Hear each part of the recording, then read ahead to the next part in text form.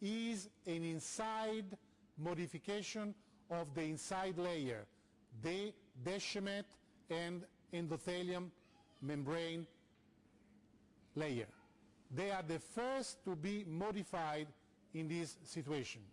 The Deschamets membrane is a very strong membrane that supports the endothelial membrane.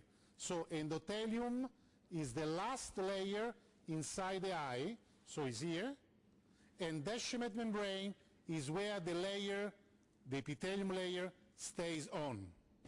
So normally this is a very strong structure, and this strong structure starts to resist no more to the pressure, and because of the heart systoles, tum, tum, tum, tum, tum, tum, tum, and so grow the conus.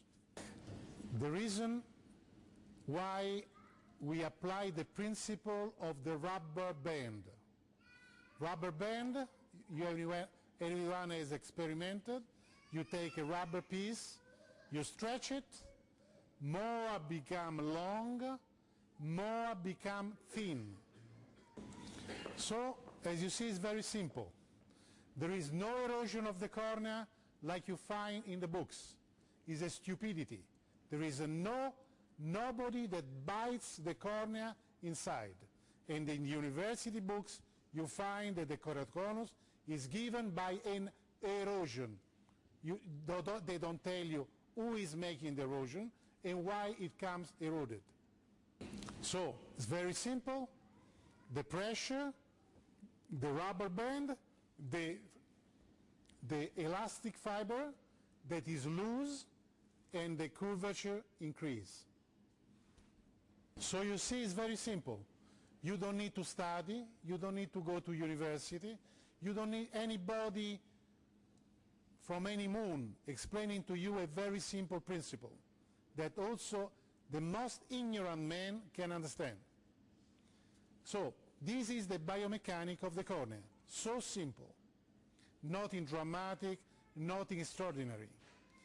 The only reason why the cornea is growing in the lower part of the eye, the only reason why the cornea grows in the lower part, the most of the cases, because we have rare cases of keratoconus on the upper part of the cornea. Normally the conus is in the down area of the cornea, okay? But sometimes you can have a conus on the upper part. 90 on 100, the upper part keratoconus are keratoconus that do not move. The reason is very simple. The lid. The lid covers the upper part and maintain a stable compression on the cornea. On the contrary, the lower part is free, is open, and the underlid has no capability of compression that can be comparable to the upper lid. So you catch the cornea and you compress outwards the cornea more than the keratoconus itself does. Okay, and that worsens the keratoconus. Worsen the keratoconus also the rubbing. The rubbing is as, have you seen, to make the pizza. Have you never seen prepare the pizza? That you enlarge the pizza on the table? That's exactly what you do with the fingers like that. The same movement, the same action, the same result. The same when you do this movement. So don't do it. Okay, don't do that. Don't stretch your eyes. This will worsen the keratoconus. The other point that worsens the keratoconus is the wearing of contact lenses. Contact lenses wearing is an unnatural solution, and any unnatural solution, like the use of petrol in the car, will create a damage.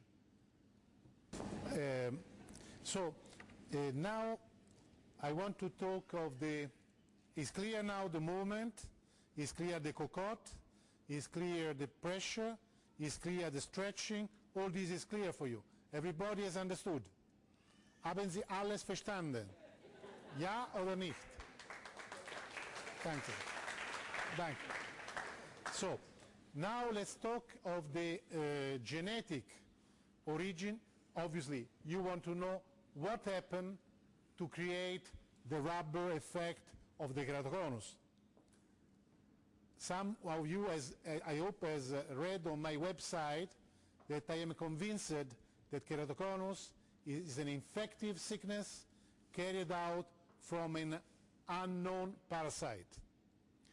The parasite is the agent capable to destroy the bridges of the collagen fibers, releasing the spring and allowing the tissue to be stretched easily by the intraocular pressure.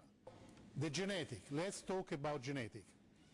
3 universities, 2 Italians and 1 American, have found 4 genes that are presumably responsible of the keratoconus sickness.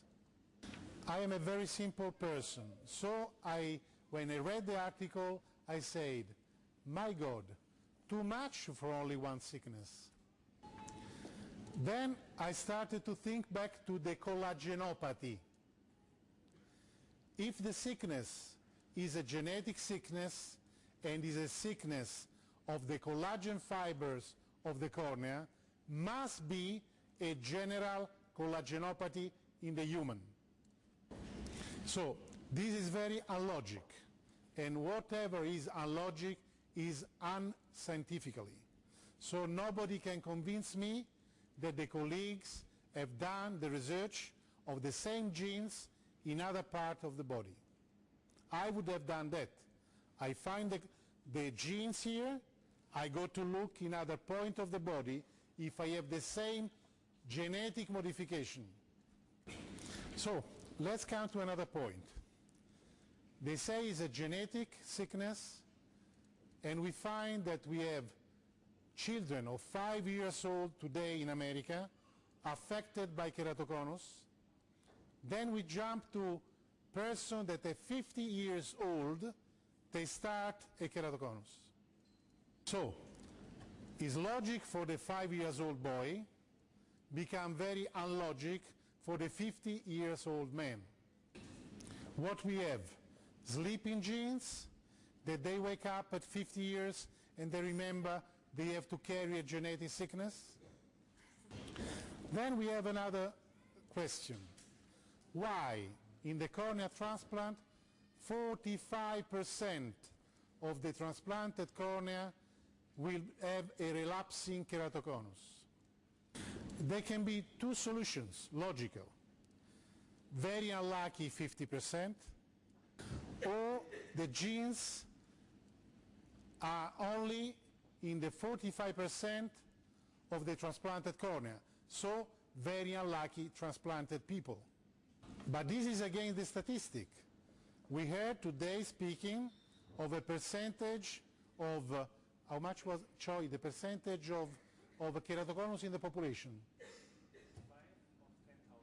5 of 10,000. Okay, 5 of 10,000. So, la sfiga, come si dice la sfiga in tedesco?